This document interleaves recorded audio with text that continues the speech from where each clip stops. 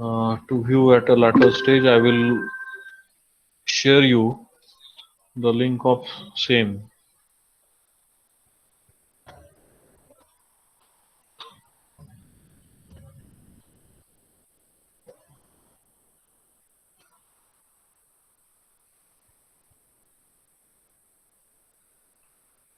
Okay, so we shall start with the third unit, that is interaction and behavioral modeling.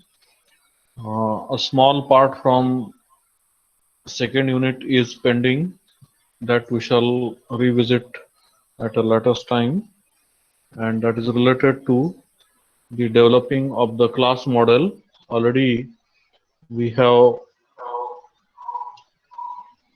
discussed identification of the class.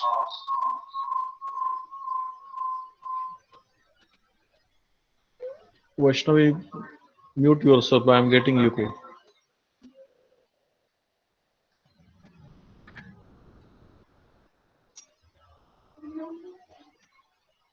Okay, so in this particular unit, we shall see activity diagram.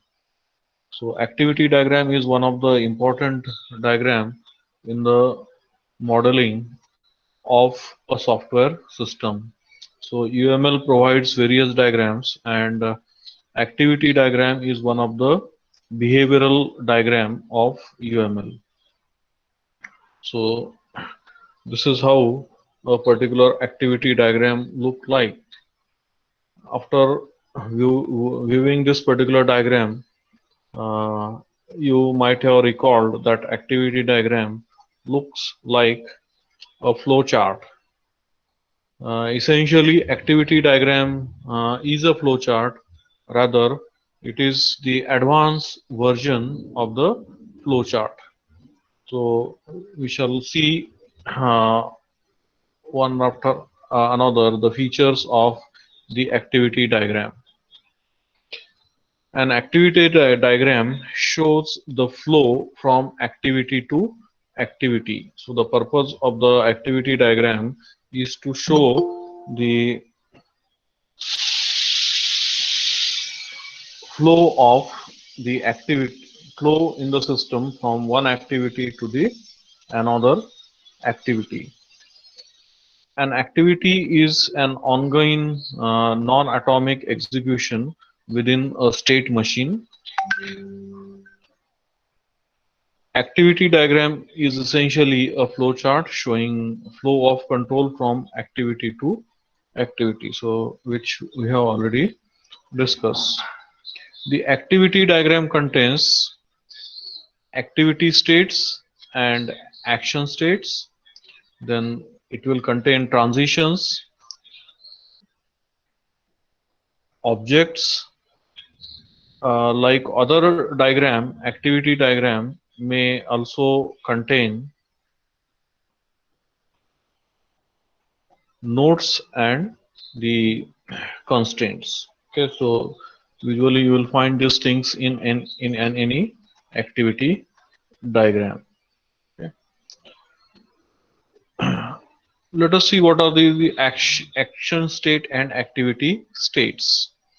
Action states are executable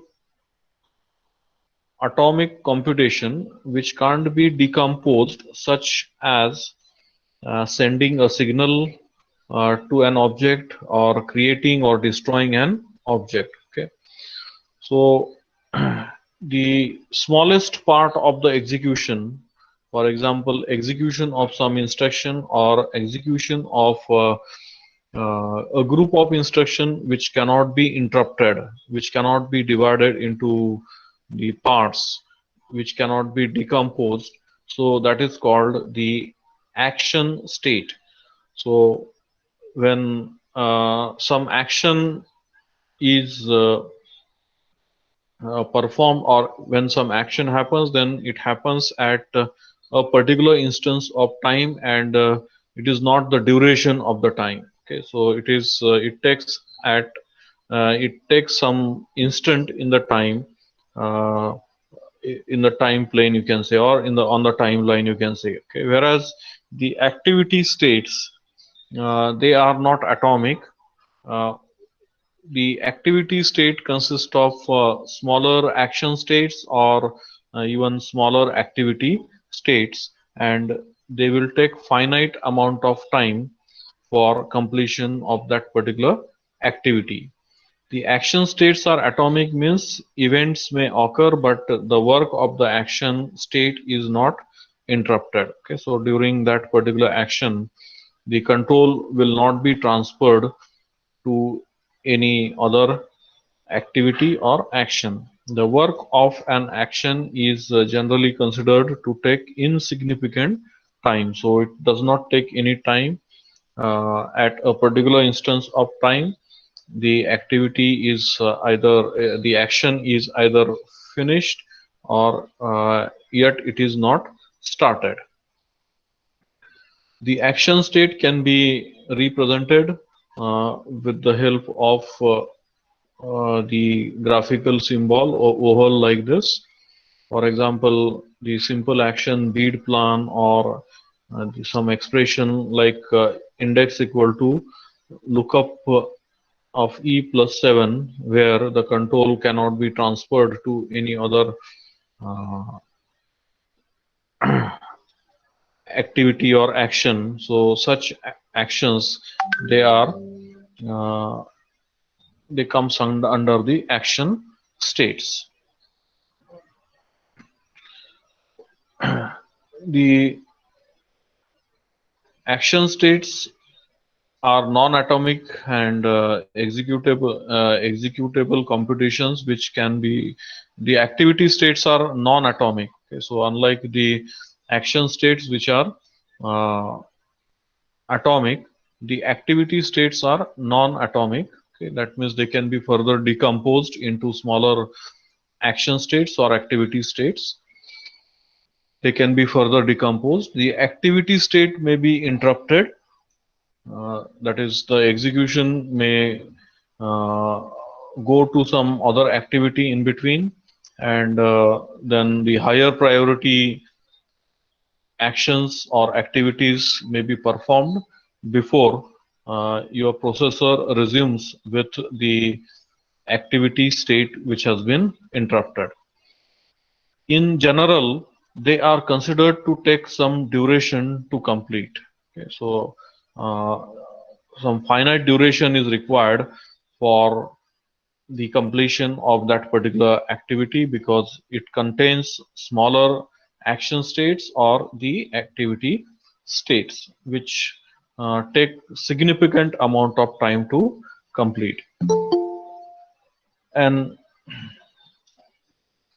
action state is an activity state that cannot be decomposed, whereas the activity state is a composite whose flow of control is made up of other activity state and action state. Okay, so for a given activity state, if you zoom into that particular activity state, then again you will get another activity diagram, and that another activity diagram will be consisting of the flow of control made up of the smaller activities or action state for a given activity state. The representation for the activity state is very similar to that of the action state. So from the name of that particular uh, activity state, we come to know that whether it is the activity state or the action state. Okay, so if it can be further decomposed, then it will become activity state. If it cannot be, then it becomes the activity state. So here the examples: process, build, do, construction are the activity states. Uh, with the activity state, you can specify many things, like here in the second activity state, entry point has been specified, entry action has been specified for the activity state. We shall see this entry action, exit action for the activity states. Then, in addition to the activity state and action state, in the activity diagram, you will find transitions. These transitions are used to show flow of control passing from an action or activity state after it is completed to the next action or activity state. Okay, so like in the flow chart, you specify the flow by using the arrow. Those arrows, they are nothing but the transitions. Those arrows specify after a given activity or action state is completed, which is the next activity state or the action state. The transitions are used to show a path from one action or transition to the next action or activity state. So transitions are represented as a directed lines or the arrows. So this particular diagram, it shows transitions. Of course, it also shows the activity states. In addition to the select site and commission architect, two more states have been shown here. The states, they are special state, that is the start state. It is represented with a special symbol. The filled circle is used for representing the start state. It is a special state, it is the initial state, whereas the stop state is shown with a filled circle and it is encircled with another circle. So that is the stop state. Usually you will find such symbols, stop symbols, on the roads. Such symbols are there, or usually if you have noticed uh, on the uh, railway tracks where some track ends, then such stop signals are shown. Okay, but here this particular symbol, graphical symbol, is used for the stop state. Okay, and you can find the transitions between the start state and the next action state, that is select site.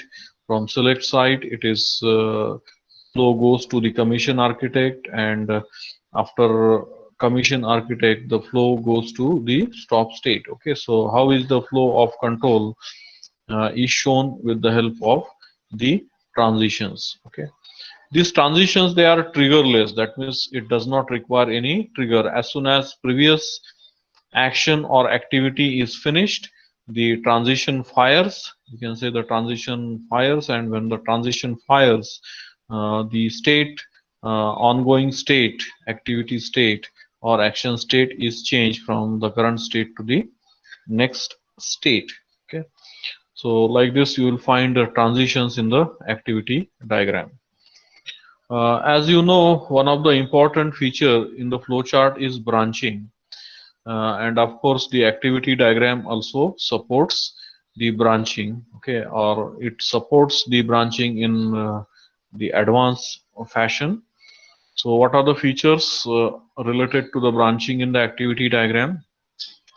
The branches are used to specify alternate paths taken by flow of control based on some Boolean expression. Okay, so as you already know, in the flowchart, branching is used to specify the flow of control.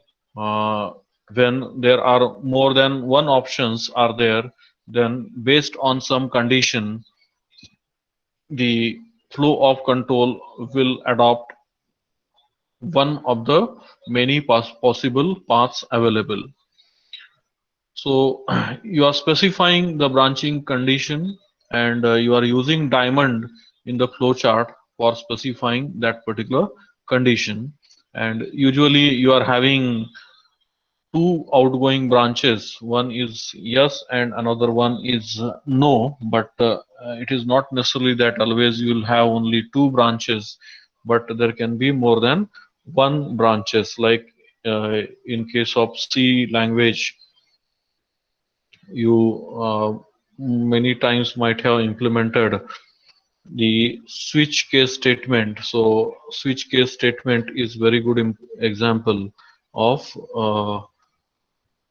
more than one branches. Okay, more than one or more than two options. Okay, and if else is the example of two branches. Okay,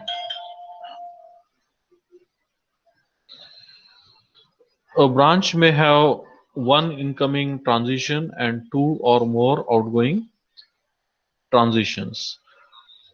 Boolean expressions are placed on one outgoing branch, which are called guards. Okay, so unlike the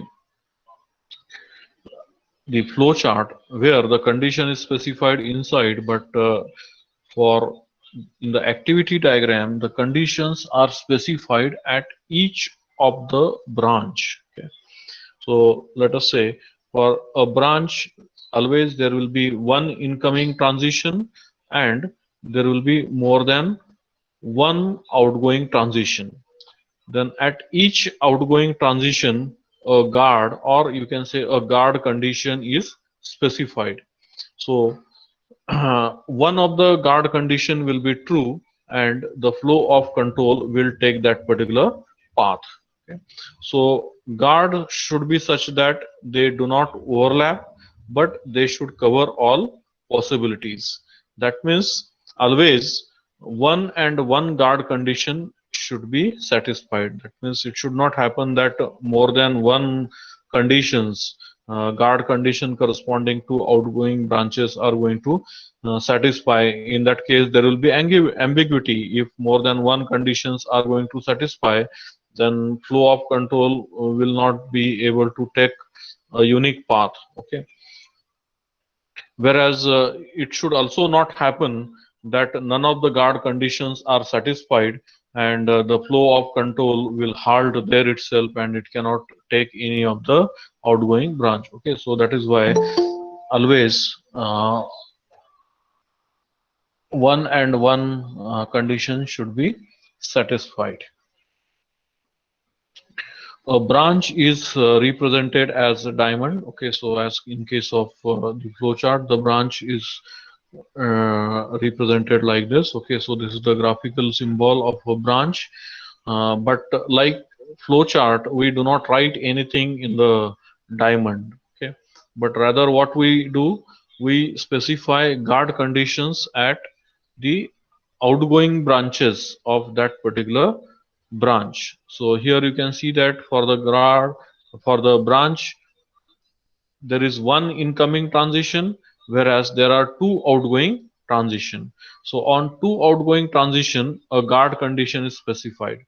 So which is the condition? The first condition corresponding to the first branch of the branch, it is the materials ready. Okay, guard conditions are specified in the square bracket. Okay, so materials ready is a condition. So this particular materials ready condition, the output is true or false. Okay, that means it is going to give the output whether the material is ready or it is not ready. So if the material is ready, it will be true. If it is not ready, then it will be false. Okay, so its evaluation of this particular expression, it will be either true or false.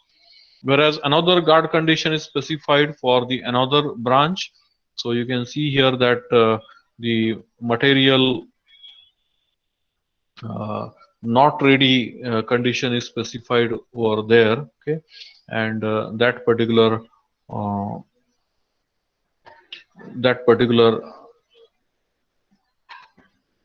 material not ready. So this particular condition will be either true or that condition will be false. Okay, so you can see here if you compare both the guard conditions, so you will find that both conditions, it will not happen that both conditions are going to be true at same time. So either material is ready or material is not ready. So because of that, either one condition will be true and the other condition will be false. Okay, so it will not happen that both the conditions are true simultaneously, or even it will not happen that both conditions are false simultaneously. Okay, now in this case it is only two branches, two outgoing transitions, and here we are going to ensure that the guards, they are not overlapping with each other, but in case when there are more than one outgoing, more than two or three outgoing branches, then the condition should be specified such that it is going to cover all the possibilities, and it should not happen that more than one guard conditions are coming true, or it should not happen that all the conditions are false. Okay, so always one and one guard condition should be true corresponding to the outgoing branches or outgoing transition of a branch. Okay, so this is about branching in the activity diagram. This is how we represent branching in the activity diagram. So somewhat similar to flowchart, but the way it is represented is different. Okay. Then the next important feature of the activity diagram is forking and joining. This particular feature is not available in the flowchart. When you draw flowchart, usually you do not use this particular feature, forking and joining. So this is one of the advanced feature of the activity diagram. Okay, so activity diagram has got all the features of flowchart, but being the advanced version of flowchart, it has got advanced features, and one of the advanced feature of the activity diagram is forking and joining. The purpose of forking and joining is to show the concurrent flows, more than one flows or more than one flow of controls. Okay. So as you are aware, in case of multi-threading, what happens is that more than one threads or more than one flow of controls are running simultaneously. So it is difficult using flowchart to show more than one flow of controls. So in that case, what you need to do is that you need to draw a separate flowchart for each flow of control or each thread. But in the multi-threading, it happens that sometimes there is a single flow of control, single thread, and after some time, a single flow of control splits into more than one flow of control. For example, new threads are created, and there are more number of flow of control, more flow of controls are there, concurrent flow of controls are there, and after some time, after the work is done, then this concurrent flow of controls merges into again a single flow of control. Okay, so if you want to show this, then forking and joining is the feature that is offered by the activity diagram. Okay, so the fork represents splitting of a single flow of control into two or more concurrent flow of controls. A fork may have one incoming transition and two or more outgoing transitions, each of which represent an independent flow of control. Okay, at the fork, what happens is a single flow of control is splitting into two or more flow of independent flow of controls. Okay, the activities associated with each of this flow of control are truly concurrent or sequential yet interleaved, giving only the illusion of true concurrency. Okay, so what is uh, truly concurrent? If on your machine, if more than one processor is there, then only those different processors will be executing the threads simultaneously or concurrently. So that is called truly concurrent. Whereas if even if you are using multi-threading, but on your machine there is only one processor, then that particular processor will be shared by all the threads. That means the time of that particular processor will be shared by the threads. That particular processor will be switched from one thread to the another thread. So this is called interleaved. Okay, so in fact, the statements in or the execution in the threads is sequential, but still it is, you can say that for the purpose of the user or the application, it is the illusion of the true concurrency. The user will find that all those particular threads are being executed simultaneously. So that is called the illusion. So whatever it may be a illusion of concurrency or true concurrency. Forking will be used to show the concurrent flow of control. A join represents synchronization of two or more concurrent flow of control. So at forking, single flow of control splits, whereas at the join, two or more incoming transitions are there, and they merge into a single flow of control. So that is called a join. So at the join, the concurrent flows synchronize, meaning that each wait until all incoming flows have reached the join, at which point one flow of control continues on the below activity or action of the join. Okay, so join is a synchronizing point, and the multiple flow of controls which are to be executed concurrently, so they will be executed, and at that particular synchronizing point, uh, one flow of control may finish than the other flow of controls. So at the joining point, all the flow of control will wait for the last flow of control to finish, or the last thread to finish, and after the last thread has finished, all the flow of control will join or merge into a single flow of control. Okay, so that is what is the uh, joining. Okay, so forking and joining can be used to show the concurrent flow of control. Okay, so you can see here in this particular diagram, so up to this there is a single flow of control. Okay, so this is the part of the activity diagram. So above this it was a single flow of control, whereas at this particular point, so this is the fork. So what is happening at fork?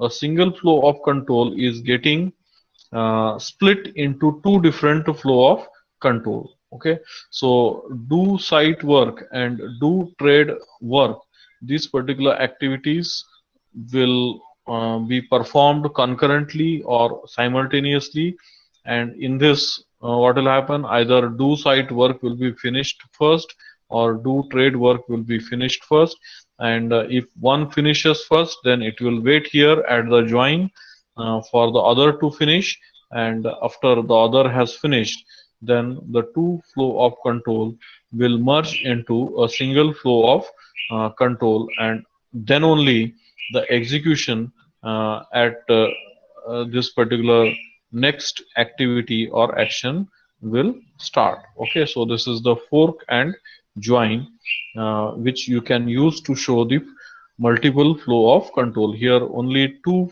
flow of control are shown, but if it is required, then you can show like this multiple flow of control that are which are emerging out of this particular uh, fork. Okay, it is going to be end of the class and still students are joining. I don't know what was the problem.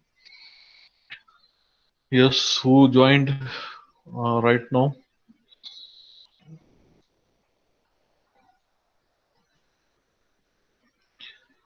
The next advanced feature in the activity diagram is swim lanes.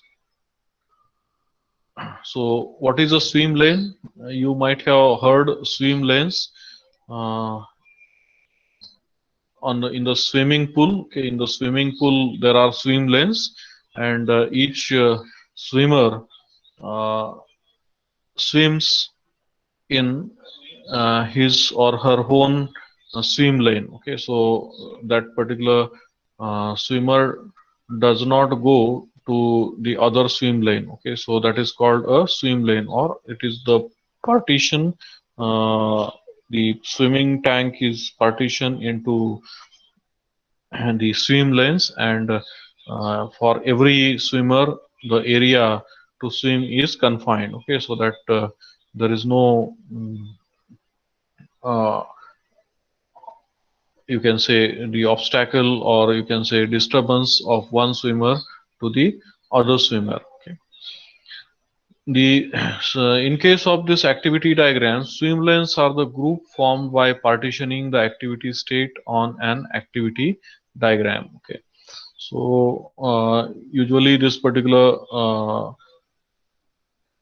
as diagram is partitioned into the swim lanes, and the activity which are performed in the activity diagram may be performed by one object or the other object. Okay, so activities are being performed, or you can say these operations are invoked on one object or the other object. Okay, so who is responsible for performing a particular activity? Depending on that, the activity can be grouped.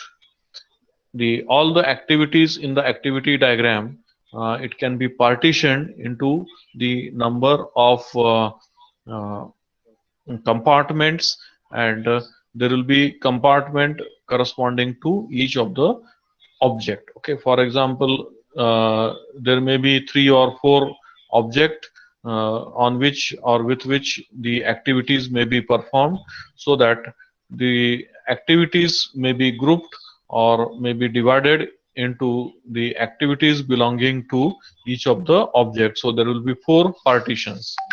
So we shall be drawing this particular activity in the three or four compartment based on each of the object. Okay, so it did not be object, it may be group of objects. Okay, so it may be group of subsystem even. Okay, so each group or swim lane represent a business organization responsible for those activities. Each group is called swim lane because visually each group is divided from its neighbor by a vertical solid line like a swim lane. In an activity diagram partitioned into swim lanes, every activity belongs to exactly one swim lane, but transitions may cross the lanes. Okay, so it will not be like that some activity is part of two different swim lanes. Okay, so here you can see that there is a activity diagram, and there are many activity state in this particular activity diagram. These activity states are partitioned into three different compartments. Those three compartments, they are customer, sales, and warehouse. So these partitions are based on the subsystem, or sometimes objects, or some group of object. Okay, so here uh, typically these are the objects. Okay, for example, customer, sales, warehouse, these are the objects. The activities which are performed by customer, they are shown in the first compartment. Okay, so this is the first compartment. So which are the activities performed by customer?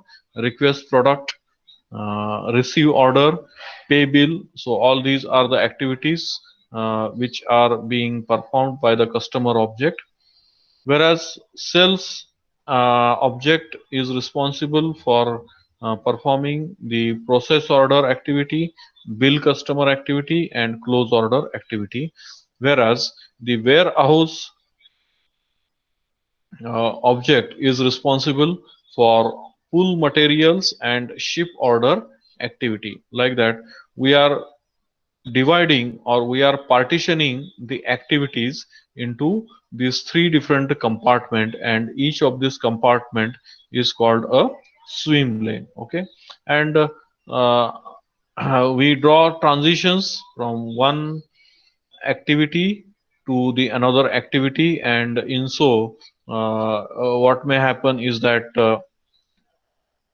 from one activity it may switch to some other activity which is performed by some other object. For example, after request product there is a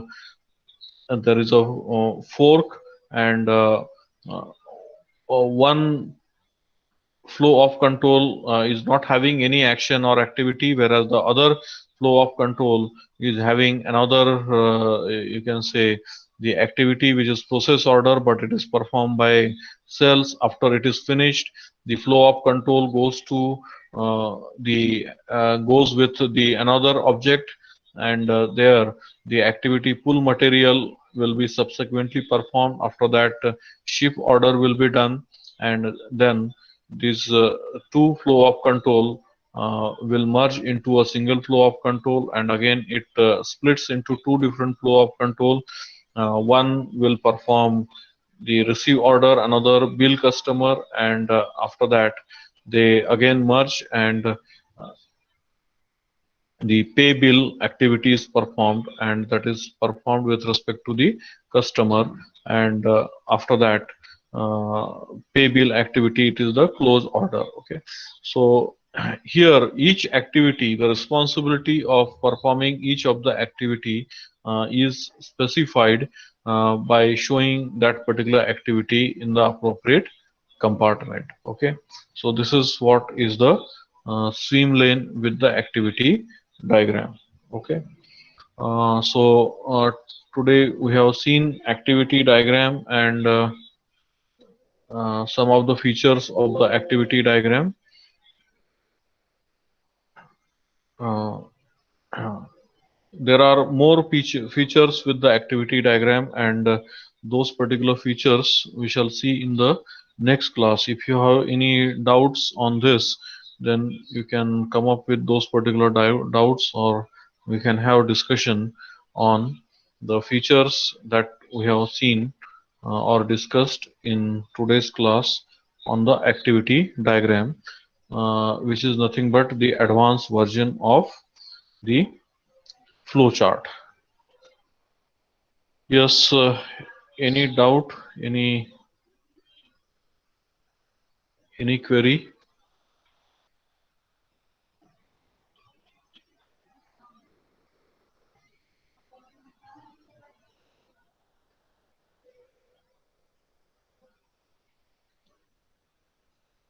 Yes, all the students are very silent. Let me ask someone. Yes, Sunny Kumar, have you understood?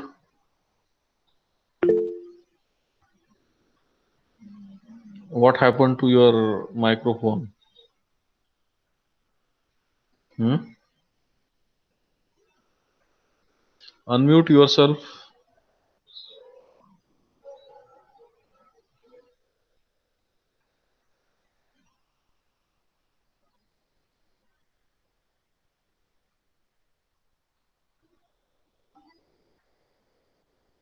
Yes, are you there, Sunny Kumar, or some proxy is there?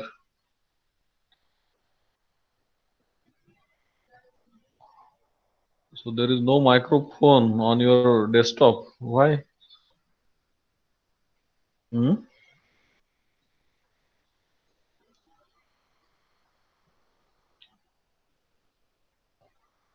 Yes, Nikhil, unmute yourself.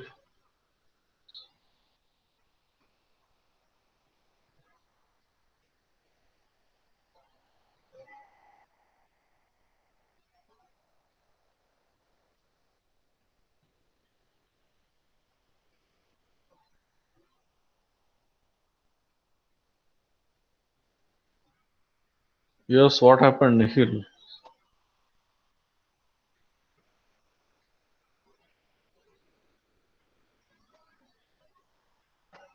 Are you there, Nikhil?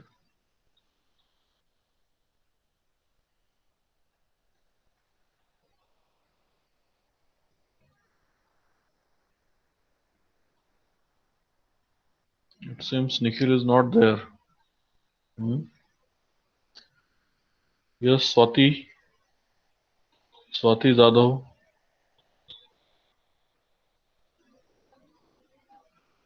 unmute yourself.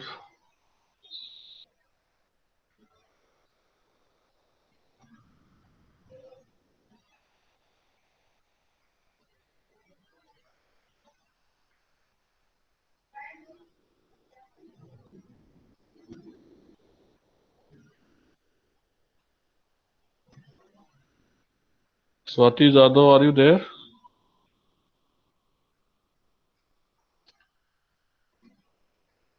Then why don't you unmute yourself?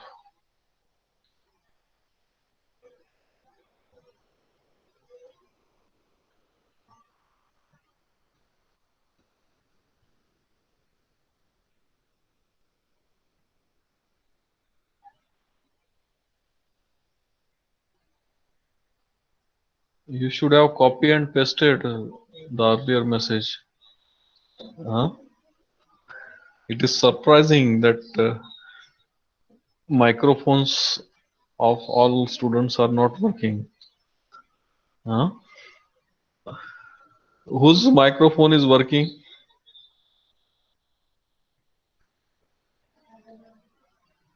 Just send a message that working. And if it is not working, send the not working message. Okay, Vaishnavi's microphone is working. Else,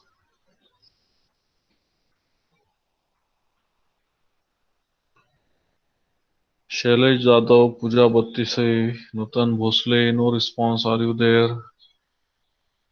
Sanket Solanki, Nikhil Bhaskar,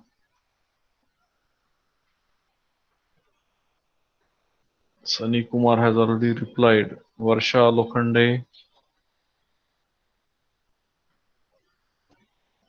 So no one is there. Hmm?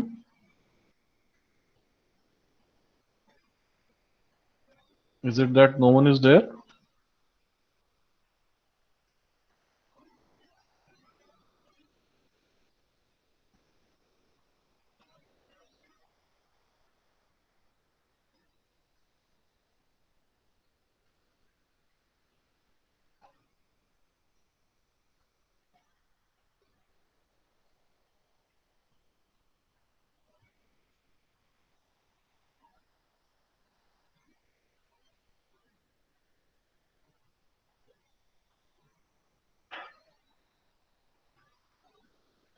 Yes, student, what is this?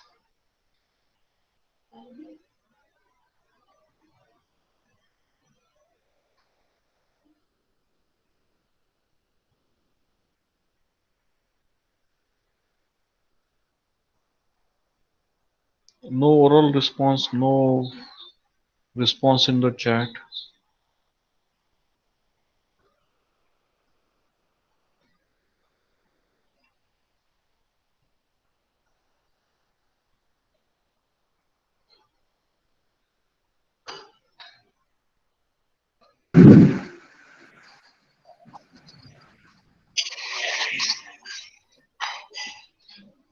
Yes, Varsha,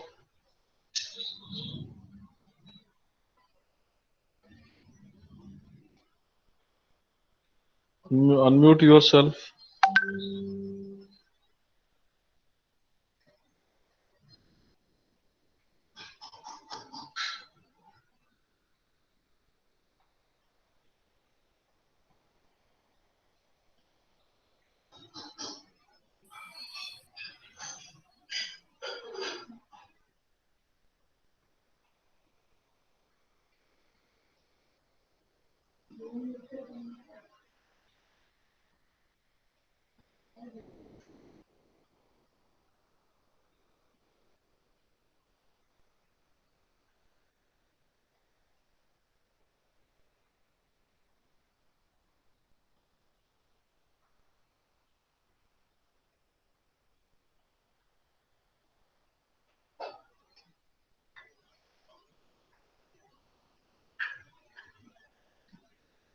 Surprising.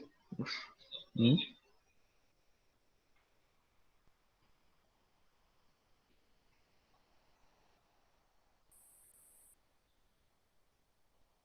Let it be. There is a background noise. Let it be. Okay.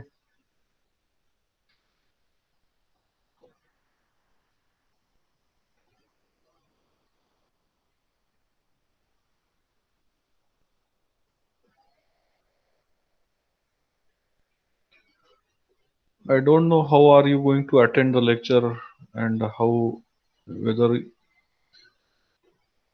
you are there or not. Hmm. It will be difficult when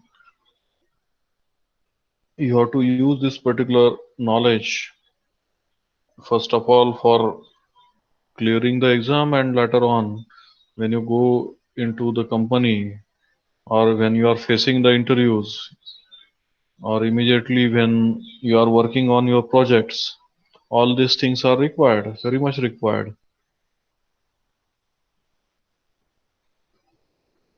And lot of interaction is required when you are studying this particular subject, and that is why many times I have asked you to interact with yourself at least.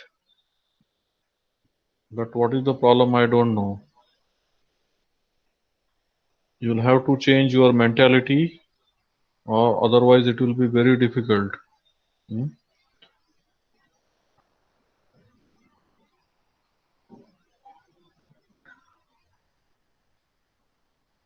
Okay, anyways, I'm going to stop here. Uh, Whatever we have discussed, uh, I shall be giving you some assignment, and you have to do those particular assignments.